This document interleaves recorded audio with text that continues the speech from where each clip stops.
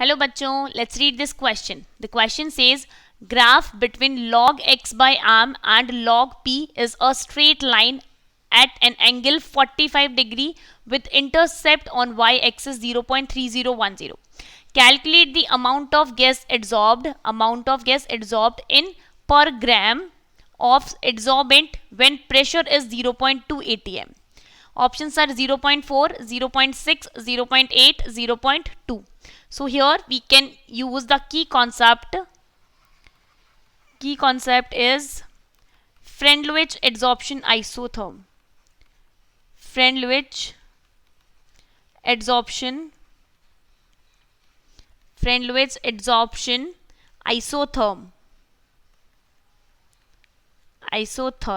In this adsorption हम एक graph plot करते हैं और वी कैन से सबसे पहले हम उनका रिलेशनशिप लिखते हैं. तो रिलेशनशिप क्या होता है इसके अंदर, देखिए,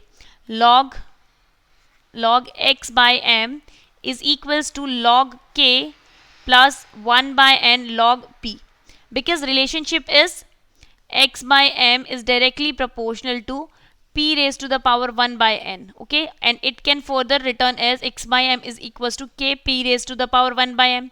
तो इस रिलेशनशिप में हमने क्या किया, इस डेटा का लॉग ले लिया है. ठीक है, लॉगरिथम के पास हमारे पास ये वैल्यू आई है. तो ग्राफ जो प्लॉट किया है वो किस किस के बीच में प्लॉट किया गया है, देखिए, let's see, this is our graph.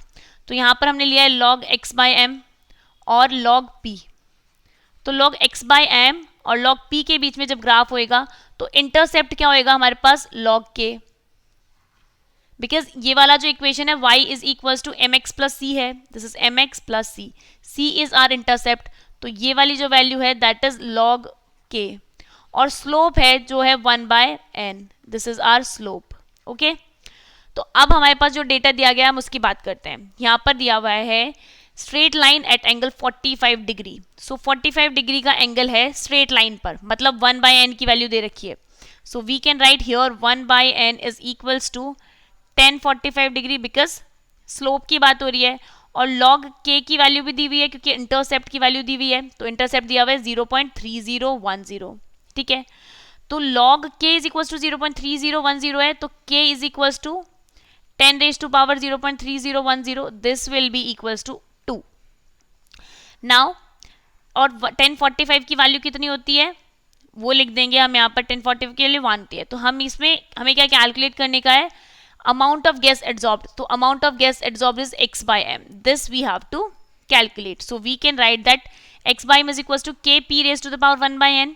तो हम यहाँ पर x by m is equals to k की वैल्यू क्या हो गई हमारे पास 2 multiply by p raise to the power 1 by n. तो प्रेशर दिया हुआ है 0.2 और 1 बाय n की वैल्यू हो गई हमारे पास यहाँ पे 1045 इज इक्वल्स टू क्या होता है 1. तो 1 बाय n की वैल्यू 1 रख दो.